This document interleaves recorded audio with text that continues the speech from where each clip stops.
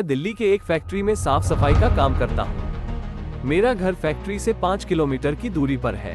मेरे पास एक साइकिल है जिससे मैं अपने घर से फैक्ट्री और फैक्ट्री से घर आता जाता हूँ। एक दिन जब मैं फैक्ट्री से घर जा रहा था तो रास्ते में मुझे एक लड़की दिखाई दी और वो मुझे घूर घूर के देख रही थी। मैं उसे टालते हुए अपने घर की ओर निकल पड़ा।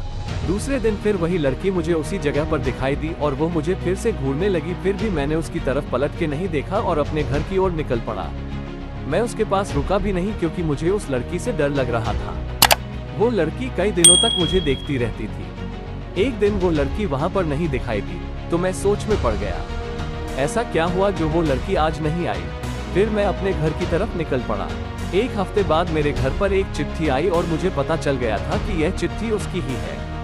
उसमें उसका नाम प्रीति लिखा हुआ था और उसमें से एक फोटो निकली थी जो कि उसी लड़की की थी। मैं चौंक गया कि उसे मेरा पता कैसे चला कि आज नहीं आई। फिर मैं अपने घर की तरफ निकल पड़ा। एक हफ्ते बाद मेरे घर पर एक चिट्ठी आई और मुझे पता चल गया था कि यह चिट्ठी उसकी ही है। उसमें उसका नाम प्रीति लिखा हुआ था और उसमें से एक फोटो निकली थी जो कि उसी लड़की की थी। मैं चौंक गया कि उसे मेरा पता कैसे चला।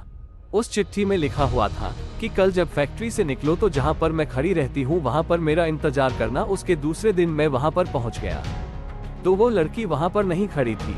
मैंने काफी इंतजार किया। फिर मैं अपने घर की तरफ चल दिया और तभी मुझे याद आया कि वो जो चिट्ठी आई थी उसमें उसका पता तो होगा। फिर मैं उसका पता पढ़कर उसके पते के अनुसार मैं उसके घर मिलने के लिए गया। दरवाजा खोलते ही एक आदमी आया और बोला कि क्या काम है। तो मैंने बोला कि मुझे प्रीति से मिलना है।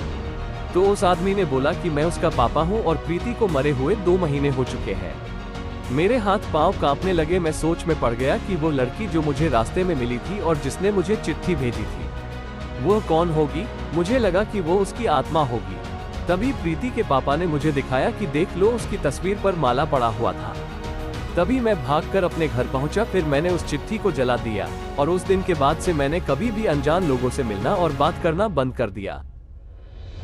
इसी तरह इंटरेस्टिंग स्टोरी के लिए हमारे चैनल SK स्टोरीज को सब्सक्राइब करें।